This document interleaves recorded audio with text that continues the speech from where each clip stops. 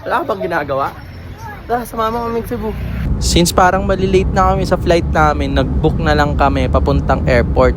Pero pwede naman din mag-commute if nagtitipid ka or you are traveling alone. Hindi ko naman pinapamukha na mag-isa ka lang. Nag-share lang ng tips. Less than an hour, nakarating na kami ng airport. Ang bilis ng karma no, kasi na-excess baggage kami. E di kailangan pa namin gawa ng paraan. Pero success, nakatawid naman na kami ng security neto. And take note, 20 kg lang ang nasa check-in. Tapos 7 kg naman sa hand carry. Nabubulol ako yawa.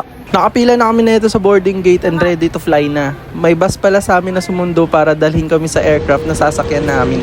Nakalusot siya sa immigration. Charot, sa Cebu lang kami pupunta. Ito nga pala yung sasakyan namin papuntang Cebu, Flight 5J559. Yung model pala nito is Airbus A320neo. Sure ko lang, bakit ba?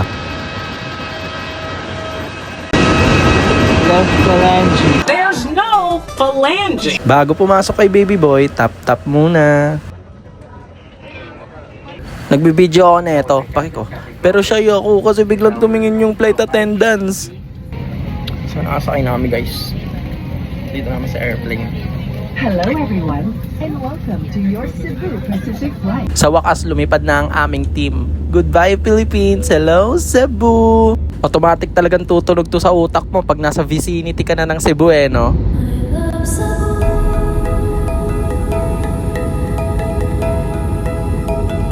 So anyway, ito nga pala yung longest bridge today in the Philippines. Ay tonight, gabi na kasi. 8.9 kilometers siya guys. Ayun, touchdown Cebu na kami neto. In fairness, yung biyahe namin super smooth. 10/10. Tama yung timpla, hindi medyo matamis, hindi medyo mapait.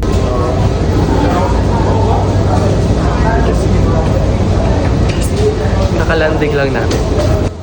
Kakalanding. Mactan, Cebu.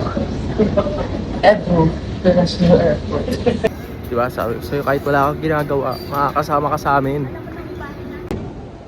Maayong pag-abot sa Cebu, mga bayot.